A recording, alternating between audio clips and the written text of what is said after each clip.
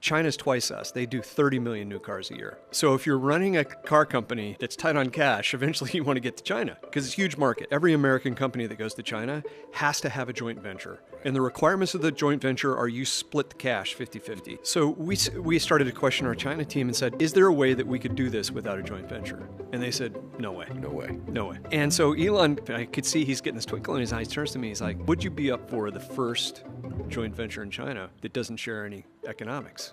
If challenge accepted. Like, to compete with the Chinese, we had to take like 50% of the costs out. He turns to us and says, guys, can you figure out a way to take 50% of the cost out? So Doug and I go for a walk. And Doug and I are in the middle of the factory between the two halves, and we're looking at this end of the factory that's all robots and building the skeleton. And Doug says, I think I have an idea to get rid of 50% of this. He comes in the next day. He says, here's the idea. And he rolls a Matchbox car across the table at me. I'm like, Doug, what's this? This is a toy car. It's as big as my thumb. He said, yeah, this thing isn't welded, it's casted. He's like, I think we could figure this out. I mean, he's actually said, I think I quote him correctly, where he says, I don't think we're going to have a workforce anymore. We're going to have, guaranteed minimum income. Everyone's going to be kind of floating around and the robots are going to do everything. I'm oversimplifying, but not by a lot. What do you see the next 5 years and the changes, the warnings, the sense of direction you would give?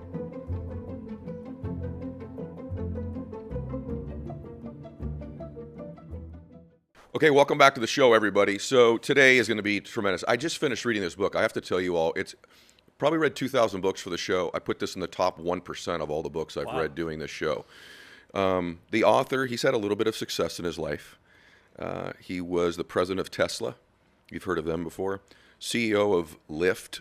He sits on the board of General Motors and Lululemon. He's had a bunch of exits himself. This is a true, I'd call it like a master class in business with a theory and a philosophy that you'll be able to follow today. So it's heavy note-taking as well. I'm really excited to have him here today. And then I didn't know he was a Boston dude as well. So it's great to have you here today, brother. Yeah. John McNeil, welcome to the show. Thanks for having me, Ed. Yeah. I've told you, I've taken screenshots of the book and sending it to friends of mine. As someone who's built some businesses and exited, I think I know when I read something true, but I think I also know when I've read something I've not read before. And so the book, you guys, is The Algorithm. I want to make sure I get that in early. And it's really like a 5-step algorithm that you talk about that I was asking around, like, is this his? Did he learn it from Elon? Kind of back and forth. And so why don't we start with where this comes from? I know from reading the book, and then a brief overview of the 5 steps of the algorithm. Yeah, so where this comes from is a framework we developed while we were trying to grow Tesla from $2 billion in sales to $20 billion in sales in 30 months. Crazy. So 10x in 30 months, no playbooks for that, no like case studies you could go read. So we were really kind of inventing it as we went. And we started to see these patterns in attacking challenges. And so we baked that down into what we called the algorithm so that we could communicate it. So people would know, like, if we were working with the team, what we were up to, but we also wanted the teams to know they could use this tool too. It didn't require Elon. It didn't require me. And so I would say it was something that we cooked up and invented while we were on this journey, the whole company together. And part of it, like, as we'll go through the steps here in a second, more and more as technologies change, now with the advent of AI, I think this is even more relevant. You correct me if I'm wrong, but part of this is about speed and efficiency, I would almost call. It's a lot about speed and efficiency because you have to move so fast. In our case, we were growing from 4,000 people to 40,000 people. So you've got to have 40,000 humans making very rapid decisions, way faster than we could make them. And so part of the goal here was to equip the front lines. And that's why the book is told through the stories of the people that are on the front lines. Yes. Because you can see normal, everyday people are doing this. It is. And one thing, and again, I'm teasing the 5. We're going to get into the 5 parts of the algorithm here in a minute. By the way, the reason I'm willing to do that is I want you all to know this. The book is so thick with information that just knowing the broad overview of the algorithm is not sufficient in learning what's in the book. So I think we're comfortable going into it. But I wanted to start out, one thing that surprised me, when Elon hires you, right? This is a rule for business that I didn't think of. He says to you, you say in the book that he was looking for another entrepreneur to be kind of his right hand and a guy / that was used to almost running out of cash most of the time. Yeah. That just surprised me. Normally I'd be thinking, I'm the entrepreneur, I want to hire an operator, but that's absolutely not what he was looking for in you. No, he tends to hire orthogonally is what he calls it, like people that have not been in the industry or role before. So the entire management team, really nobody had been in the car business. And when we were getting to know each other, I kept saying to him, I don't think I'm your guy. I think you need a big company guy. I mean, your company's bigger than twice as big as my biggest company.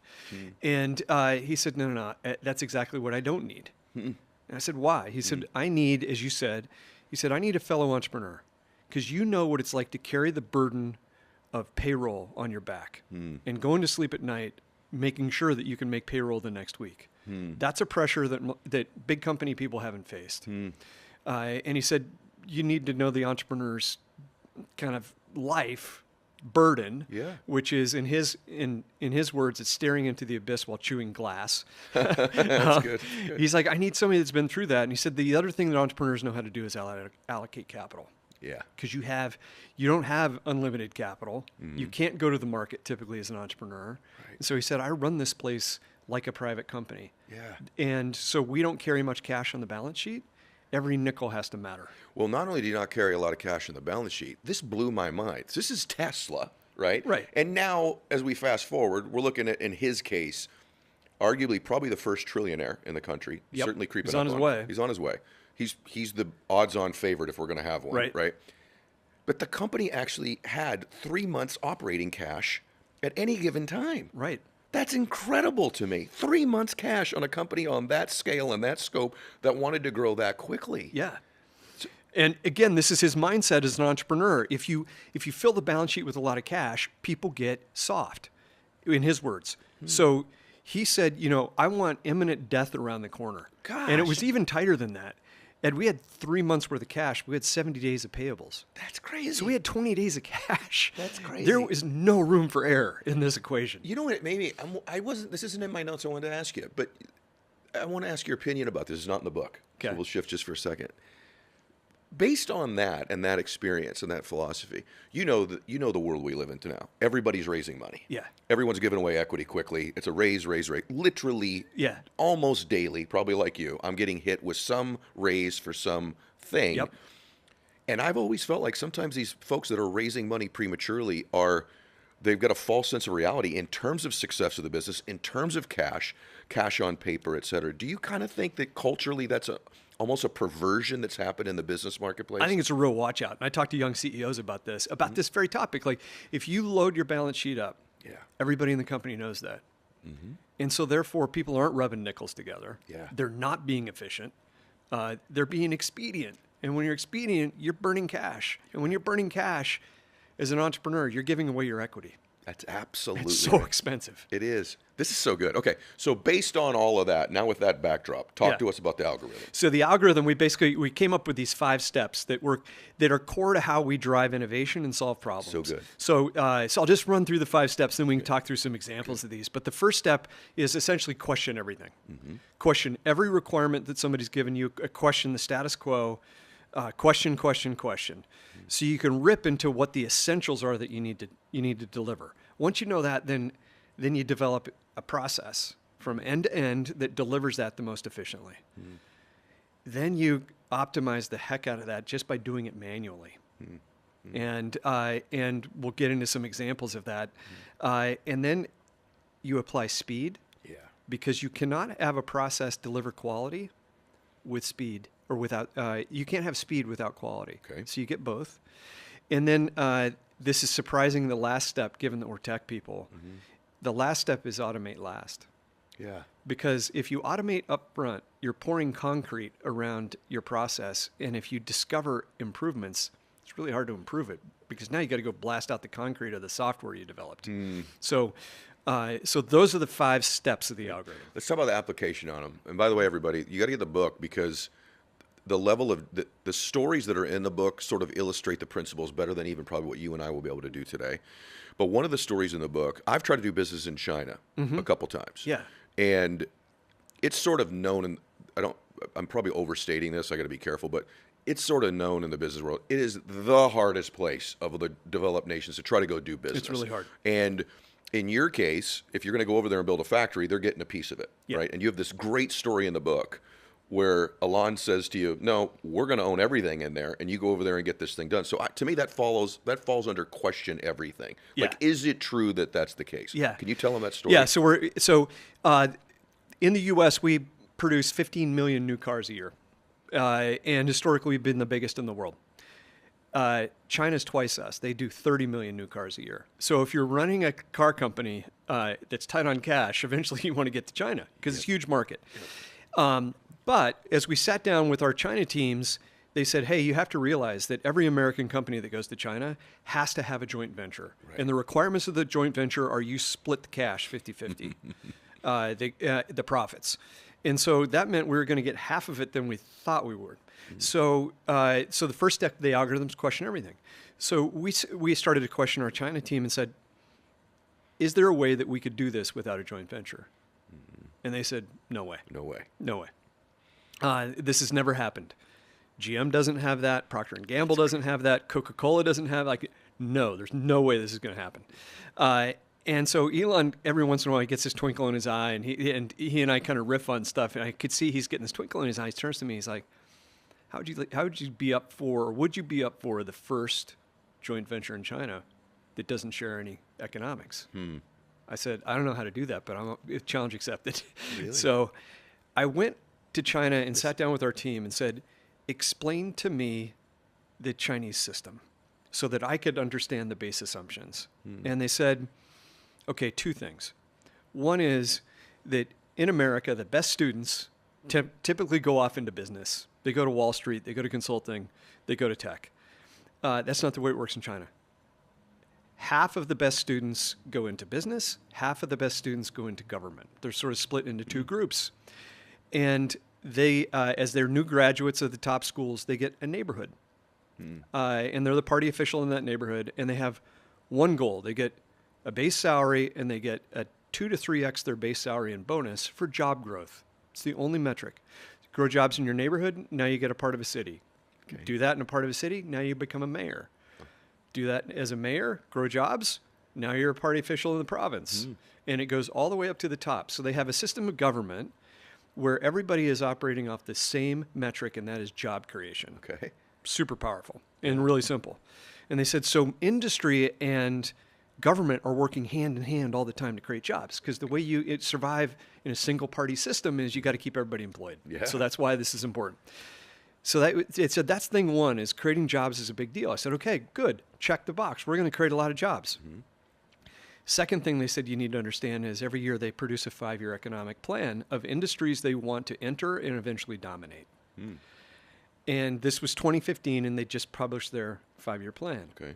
I said, what's in the 5-year plan? They said 5 things. I said, okay, what are they? They said electric cars, batteries, wow, async chips, autonomous software. And I'm like, okay, we got like 4 of the 5.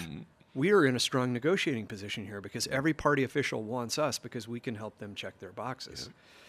So we negotiated hard for a year, kept saying in these negotiations, we want a JV with no economic sharing. Yeah. And eventually we got it.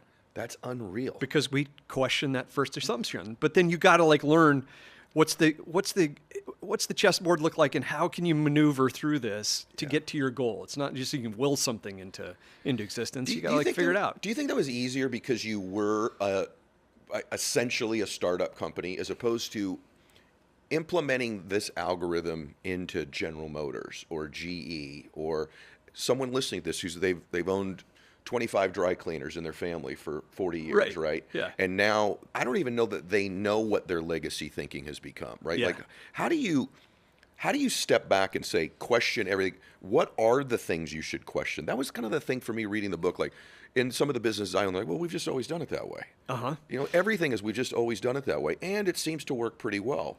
Or I always want to wonder, are we winning in spite of the fact that we've always done it this way, or because we've always done it this way? It can be both, but I think it is, to your point, it's easier to do it in a startup than it is in a 150-year-old company like GM. But GM has done this. As they've introduced their latest models, it used to take them 2 to 3 years to develop a car from idea to coming off the line. And so they decided to hand a young engineer named Josh Tavel, 37 years old, their first Hummer EV project. So this was going to be their halo car that they're bringing to the market. It has every feature imaginable. And Josh had this goal: I'm going to take a 36-month process and make it an 18-month process. And to do that, the president and CEO of the company said, "What do you need?" And he said, "I need you to suspend the rules." Because there are a bunch of like way we've always done it things around here that aren't productive at all.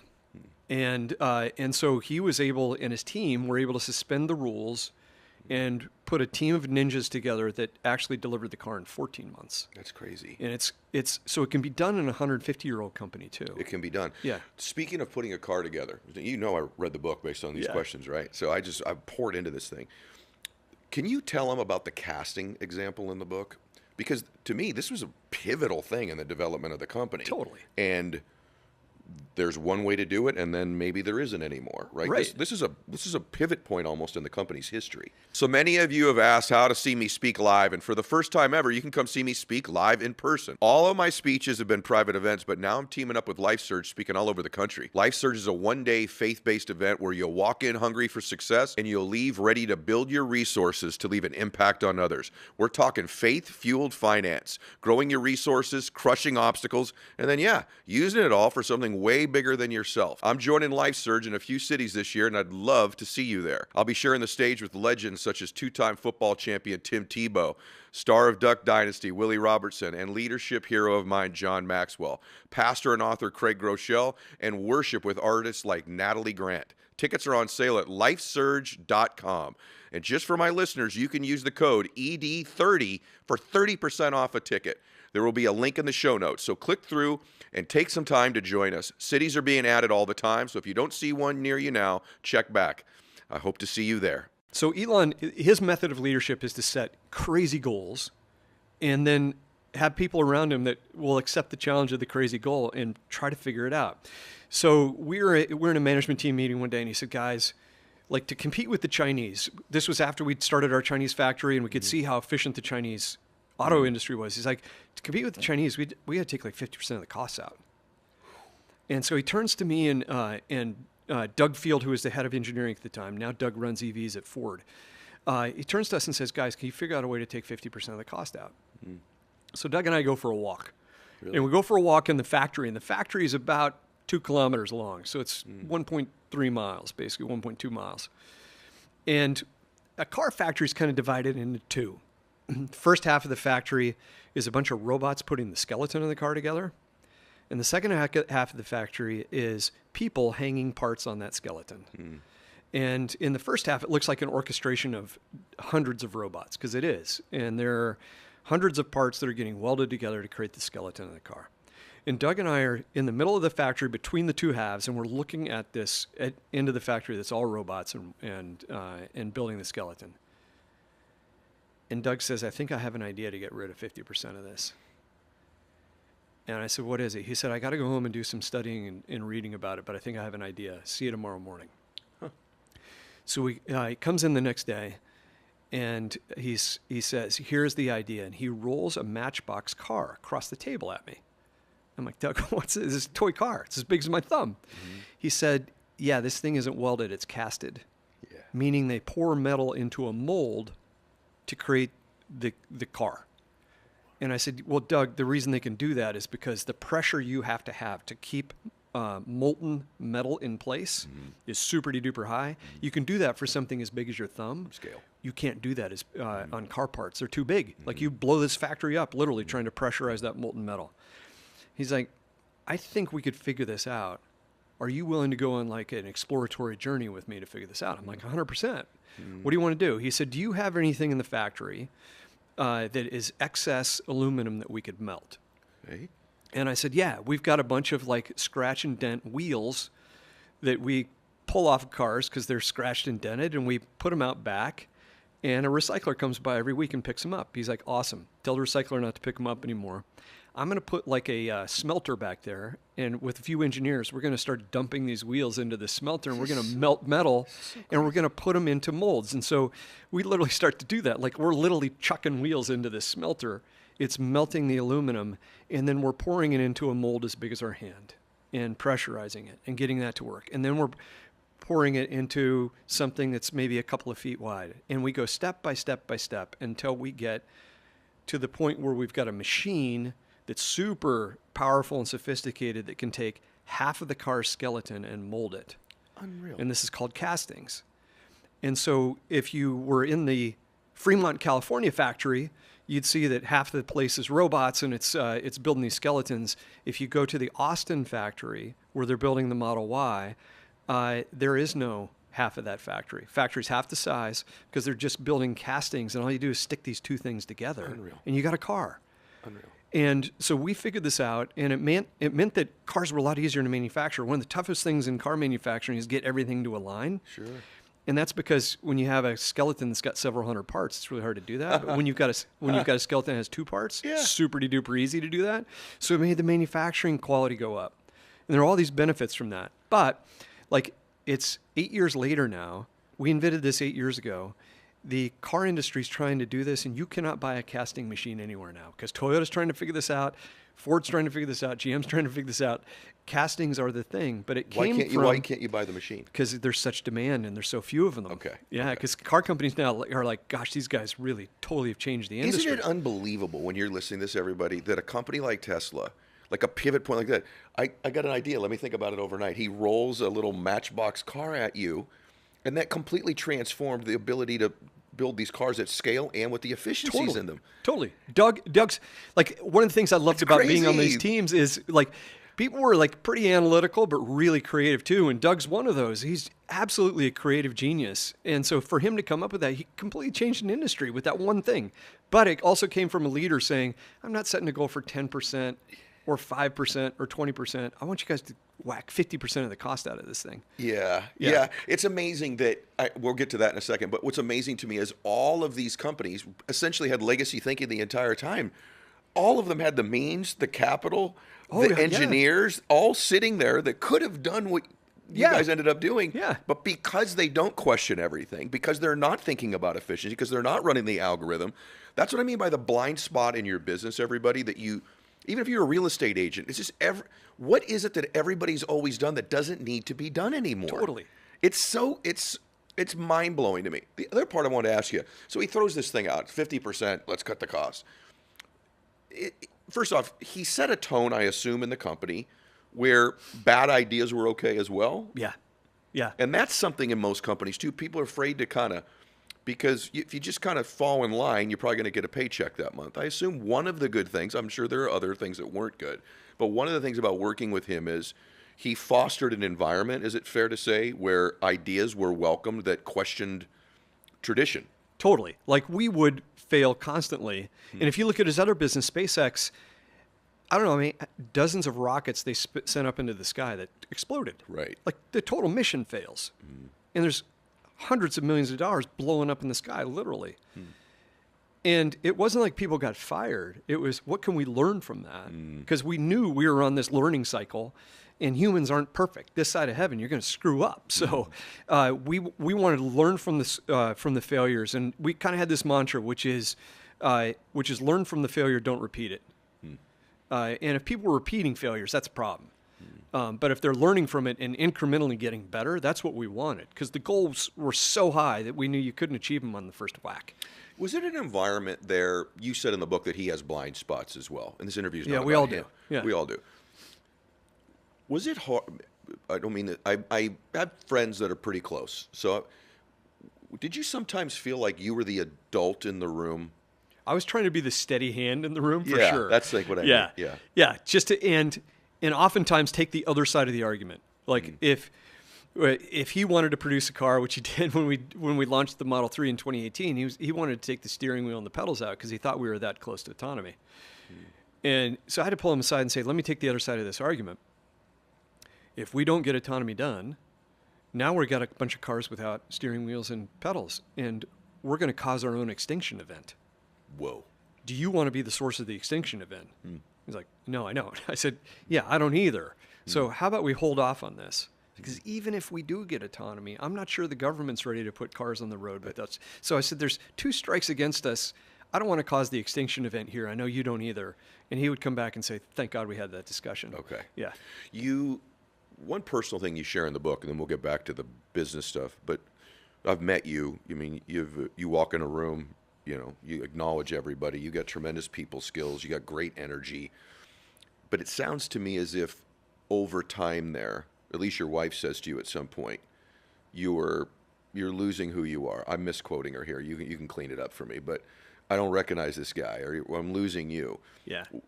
The downside of working with someone who, Alon's had mental health issues that he's been very honest about. The downside of working in an environment like that long term is what, and what did it do to you? Why did you ultimately decide this is the end of the road for me? I found myself, and Walter Isaacson writes about this in his book. Walter was writing his book on Elon, and he called me and said, "Hey, I want to talk to you about Elon's mental health challenges." And I said, "I'm not sure I want to talk about those."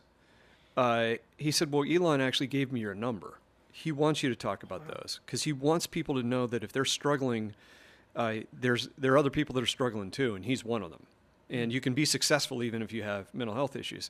But I said, "Walter, this stuff is so personal. Can you why don't you give me a few hours? I'm going to call Elon and make sure he's okay with this."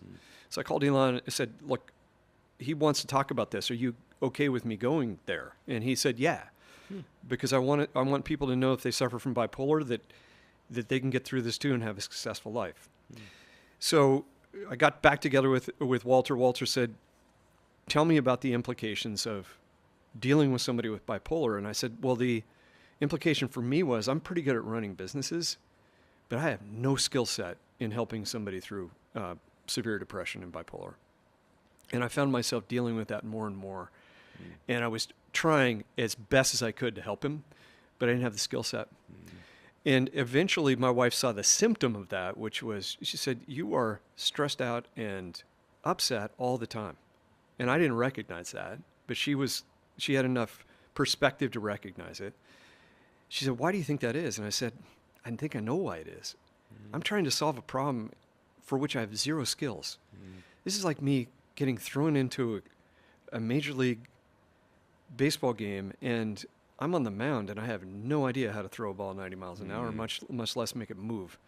And I said, "I feel like I'm failing at this." And she said, you need to decide whether this is the role for you." So I actually went and sat down with Elon and said, "I love you and I love this job, but this job has become more about helping you with your mental health issues than it is running Tesla, and I'm not equipped."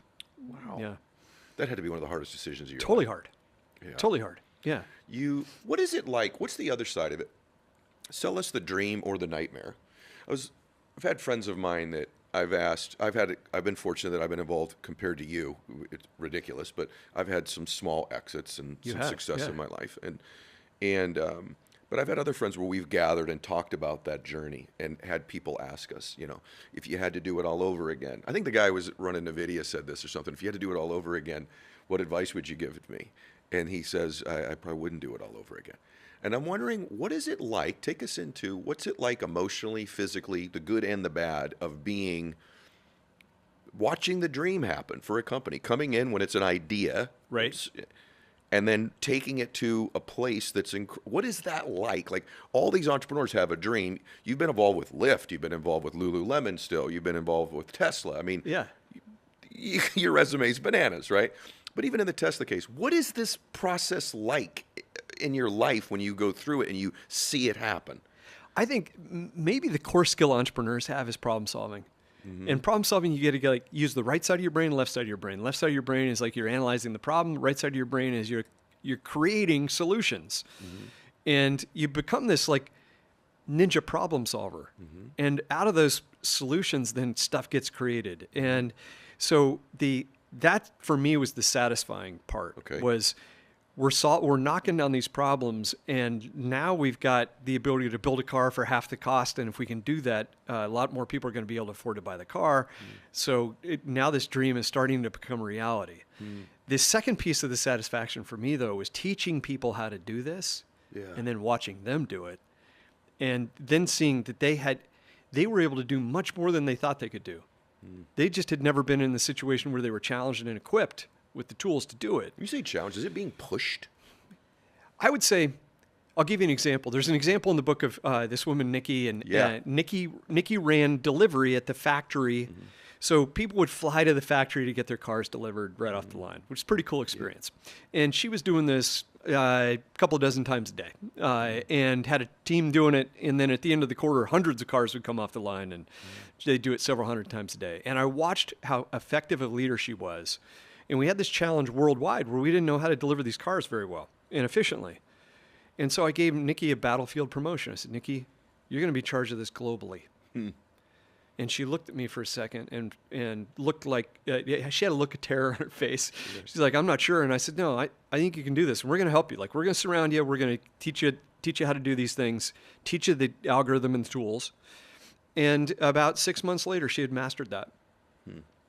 Then we had a problem in the factory that was so vexing that even Elon and I and everybody else that was wrestling with it, we couldn't fix it. So I said, Nikki, you're going to get now your second battlefield promotion. Wow. You're coming to the factory with me. We're moving our desks down there. We're going to solve this together, but you're going to lead it. And so that is not necessarily a push. It's more of a pull. It's pulling somebody onto the playing field and saying, I believe in you. I'm right behind you. I'm going to support you, but you can do this. And she proved time and time again that she could step up and do that. It's interesting. I came here today wanting to learn myself, about challenge my own thinking. And if you would have asked me, one of the great qualities of an entrepreneur, the first thing I would have said would be like vision. Yeah. The ability to stretch. That's true. But you said solving problems. That's the first thing that came to your mind. Do you think that that's the difference between a president and a founder? Or do you think that that's just... Why was that your answer, do you think? Because that was clearly your first answer. Well, for a living now, I start companies. And so before I met Elon, I had 6 companies, not at the same time, but 6 companies kind of in a row where we wrote the business plan on my kitchen table, scaled the company, sold it to a public company. Did that 6 times in a row. And now I invent companies for a living. I'm back to my roots. And the reason I say problem solving is because we'll typically start with a big opportunity area, and we'll say, we got to create a company in this area. We got to figure out how to do that. Yeah. We're going to create a vision eventually, but first we got to figure out how to really make this company come to life. That's interesting. And a lot of that's problem solving at the very beginning. So I'll give you an example. Like we saw that in the cyber or in the cybersecurity market, the last 5 years have been about 1,200 companies created in cybersecurity, all focused on the cloud, which I totally understand because it's easier to write software for Amazon, Azure, and Google than it is your local dentist who could have any form of a tech stack. And so we said, how many cyber companies have been created for the local business? None. Isn't it interesting that most of the ransomware is happening in small and medium-sized businesses? Yeah, because they're totally vulnerable. And they're vulnerable because their tech stacks are really hard to figure out. And so we just took this challenge and said, let's go create a vision. Here's the vision. Let's create a cyber company for the Main Street business. To do that, we have to solve a big technical problem, which is how the heck do we do this for an infinity number of tech stacks? Yeah. That's where the problem solving comes in. Very good. And so we spent a year solving that problem, and then boom, we've got a company. And we look like visionaries, but it was like both and. You got to have the vision, and you got to do problem solving to actually get there. It's really good. I've never heard that before. Everybody should rewind that last 2 minutes. That's new. That's different. The other thing that you touch on in the book, in addition to the algorithm 5 steps, I guess, or the 5 parts of the algorithm, is culture, which is a big thing. If you go to if I go give a talk at Harvard or some business school, I mean, obviously culture comes up and everything, but you actually break it down into 3 different components as well. So just if I said to you the word culture in a company, you would say what back to me? I would say there's this secret sauce, kind of secret ingredients to cultures that I think are super successful. And both of them are really about creating feedback loops. So the first is, does leadership eat its own dog food? This is so good in the book. Meaning, do they use the product? Yep. And I was with a group of bank CEOs, and I said, hey, raise your hands if you guys use your bank's app, on a weekly basis. Yep. No hands go up. And I said, to be honest, I wasn't surprised by this because I'm a customer of a couple of your banks, and your apps suck. And if you use them, they wouldn't suck for another day because you'd be so embarrassed. You would haul yourself down to the people that were responsible for that app and fix it. But you don't use them, so you don't know. So you don't have a feedback loop, and the company doesn't have a feedback loop, and they think if it's acceptable to the CEO, it's acceptable to everybody else. Very good. And so I believe you got to use your own product. So I'm a board member at Lululemon. I've been in 5 stores the last 2 weeks because I want to shop. I secret shop, and I send our head of stores notes on every store visit. Like, here's what went great, here's what didn't go great. And it's a feedback loop that she can get then to fix stuff. Very good. But the message there is, rather than sitting in headquarters, you want your leaders to be out doing that same thing. Tesla had this approach where we took a car off the line. If you were on a senior management team, we took a car off the line every night, and we would drive it home, drive it back to the factory the next day, and within a half an hour, we'd have notes to the engineers. And so the feedback loop of using your own product is super important, and I'm shocked most people don't do this because it's just an easy hack. That's thing one. Thing two is there's a reason Elon can run so many companies, and that is he spent a lot of time thinking about what are the one or two, and there can only be a handful, existential issues for this company. And for him, he says, I'm only working on those two. I'm going to delegate everything else in the business, but those two, I'm personally involved. And so, like in the car business right now, he's determined that there are two existential issues for Tesla. One is autonomy.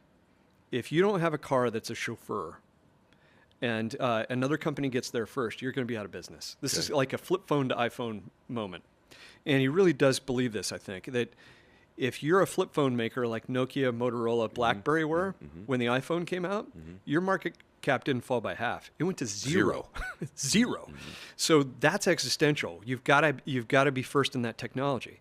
So what that means is that every week when he shows up at Tesla for one day, he's there a day a week, he is only talking to the teams that are responsible for that issue.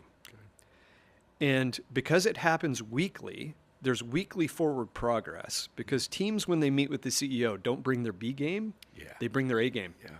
And they come with solutions, and they're moving that problem forward just incrementally. But because the CEO is personally involved, he can resource those needs and really drive forward progress. And essentially what Tesla and SpaceX do then is they're creating a compounding advantage versus their competition every week. And so if you look in space now, they've been landing rockets, parts of rockets, and reusing them for 6 years, 7 years, and nobody can catch up. And because they're 7 years ahead, they're already on to launching their own satellites and creating Starlink, et cetera. While like Blue Origin's trying to figure out like how do we launch one rocket and catch one fuselage. And so they've got, I think their launch costs are 90% less than the rest of the industry. So they've got 90% market share. Oh my gosh. And that just keeps compounding. So the second cultural secret ingredient is, as a CEO, have you figured out what the one issue is in your company that is going to drive survivability? And are you working that every week? So good. And if you do, you're going to start to create advantage. Do you hire for culture? In other words, when you're hiring, is culture fit important to you, or we kind of hire for two things? Like we hire for, this is going to sound crazy, this combination, but we hire for humility and capability. And believe it or not, like everything you'd read about Tesla externally, you'd think, boy, this is big ego-driven culture. It's really it's very humble culture, in the sense that Elon will create these crazy goals, and the response from some of the most brilliant engineers in the world will be, I don't know how to do that. So it's a really humble thing up front. Like, I don't know how to do what you're asking me to do, but I'll figure it out, or we'll figure it out. And so you want somebody who's got that humility, but also that quiet confidence to say, I think I can go slay this. I see that in you. Team. Well, and so then they'll fit in the culture for sure if they have those two attributes. Got it. That's interesting, because my favorite people, friends, I started to deduce, like, who do I like to be around in my life, and it's people with tremendous humility, but they nuance it because they also have a high level of self-confidence as well. They toe that line. Yeah, exactly. These people that have tremendous confidence and bravado with no humility, they become exhausting to be around. They are. And then the people that don't have the confidence, you're dragging them through life and business all the time as well. So it's a really unique nuance. This, you guys in the book, this eat your own dog food part will stand out to you, and it's outstanding. Tell us about what you're doing now. I'm just sort of interested. Like, give us the name, and I know it's in so we call this DVX Ventures, and what we are is a group of people with an idea disease, essentially, for businesses. And we create businesses from scratch. So we're kind of inventors of companies. And we'll take these in. These have to be in big, kind of big opportunity areas where we feel like we're moving the world forward.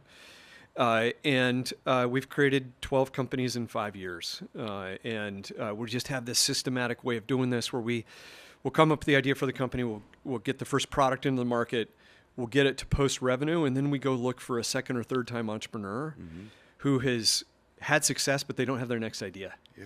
And then we'll bring them in. And they can typically bend the curve of this business really fast. Have you had any setbacks the last 10 years? Oh, yeah. Yeah. Can you explain one, describe one? Yeah. So like one of the things I observed in the rideshare industry was they have this genius ability to be able to price a ride for what you're willing to pay for it and what they can deliver it for at a moment in time, in a street corner, in a weather condition, whatever. Super sophisticated. And so they have these pricing engines that can determine what people are willing to pay. And every product company I've been a part of or sat on the board of doesn't have that capability. So Lululemon set their legging prices at $108 like 12 years ago, and they don't know why, and it hasn't changed. They don't know whether they could sell twice as many at $98 or whether somebody is willing to pay $118. They don't know. And so I said, we ought to take this insight from rideshare and being able to price dynamically and bring this into the consumer market for products. So you could understand, like, hey, if I lowered the price on this thing, could I sell more? And we'd actually done this at Tesla. We plotted out a demand and pricing curve and figured out that we could drop the price on the Model S by $5,000 and sell 25% more cars, which is really a great insight, an important insight to have. So my idea was, hey, let's start a company to do this. Yeah, great idea. And we looked around and said, well, there's a bunch of carcasses around that have tried to do this, and they turned out to be consulting companies because they couldn't get people to buy software. So we brought a bunch of really brilliant people in, people that had worked at Boston Consulting Group's pricing group, et cetera, and we start to build this product, and we take it out to companies, and companies like, yeah, we really want the product, but we want your consulting more because our business is so unique. And one of the diseases, I think, in business is people think their business is unique. Agreed. It's really not, but they think it is. And at the end of the day, they thought it was, and we couldn't figure out how to create a software business out of this. It was going to be a consulting business, and consulting businesses are tough. They're low profit, et cetera. So my team turned to me and said, we have to kill this idea. And we do this a lot. And I said, yeah, you're right. Like, I thought this was going to be applicable, but I was wrong. And so we killed the idea. You'll stop throwing good money after bad at some point. Exactly. When you look at business right now, so there's things Alon said that scare me almost about what he thinks AI is going to do to the world. So you were there that entire time, right? And you've proven your algorithm and your success, not just in one place, but in multiple places. That's why it's a valid theory. When something's pressure tested multiple times, then we know it works. In multiple contexts. Correct. Large, small, yeah. You got it. That's why I sound like the better salesman for the book than even your publicist is here today, just because I believe so deeply in the principles in the book, especially now. Give us just a peek. What do you think the next 5 years looks like? I mean, he's actually said, I think I quote him correctly, where he says, I don't think we're going to have a workforce anymore. I think we're going to have, guaranteed minimum income. Everyone's going to be kind of floating around, and the robots are going to do everything. I'm oversimplifying, but not by a lot. What do you see the next 5 years of business in general looking like, and the changes, the warnings, the sense of direction you would give someone listening or watching this today? My reaction is a little different. I think the first part is right. I think humans are really good at seeing the first impact of technology, which is typically job destruction. We're really good at that. Destruction. Yeah. Yep. And we're really good at wringing our hands at that. We are not good at seeing what's on the other side. Right. And the reason is because we can't see what's on the other side because the world hasn't existed like that before. So I'll give you an example. I grew up in very rural America. I grew up in Nebraska. Okay. And the whole country looked like the place I grew up in the early 1900s. About 67% of jobs were in agriculture. And this thing came along called the tractor. And people started to wring their hands and said, 67% of Americans are going to be out of a job. This is going to be terrible. Not good, terrible. So the tractors roll out. Farming gets a whole lot more efficient. Today, I think less than 2% of our population is in agriculture. But somehow, on the other end of that, there was there was a second order effect that we didn't understand.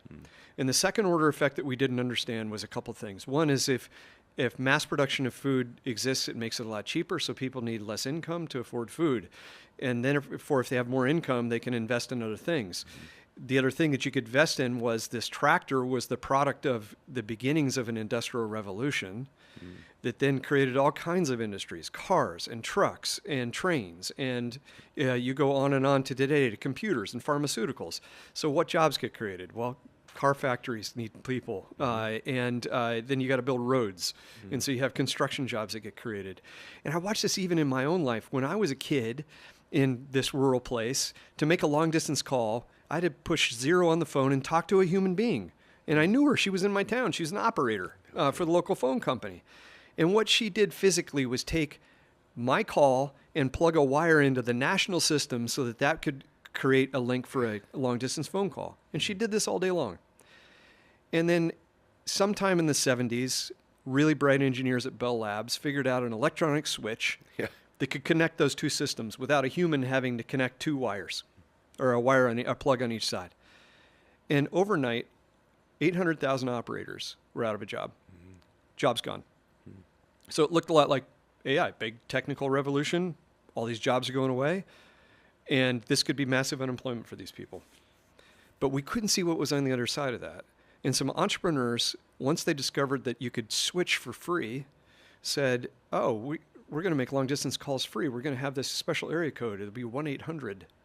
And all of a sudden you could dial anywhere in the country for free, dialing 1-800 something something. That created a need for call centers.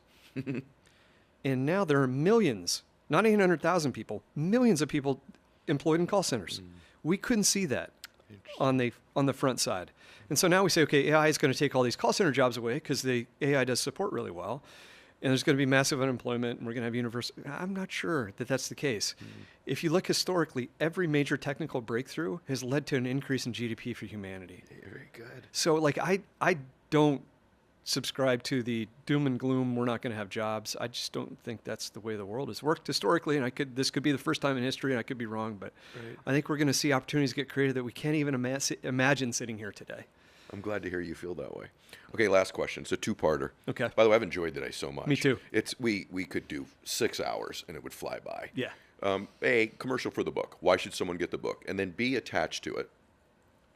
I've always wanted to ask somebody other than my normal circle of people that we talk about. Entrepreneurial, I remember when Michael Gerber wrote the E-Myth, he called it having an entrepreneurial seizure. I don't know if you ever read the E-Myth. Yeah, he talks I did. about having an entrepreneurial seizure. I think that's a great book as well. I do too. And it's like the vogue thing now on social media. Everybody wants to be an entrepreneur. Yeah. I'm curious as to your thoughts. So commercial for the book / finish with, who should be an entrepreneur? Do you think everybody can be? Do you think it's a genetic thing? Do you think it's a deal with the projection type thing? Just your thoughts on who should be one if someone's watching or listening today, and who maybe should be nothing wrong with being a number 2 and running a business of an entrepreneur.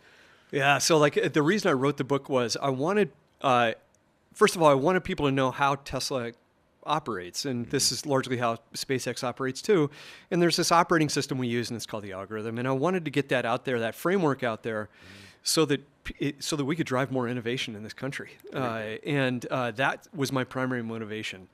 I've read books like Gerber's books and other books where they've had a profound effect on me and my capabilities. And so I wanted to get this out there in the chance that has that impact on somebody. It's going to.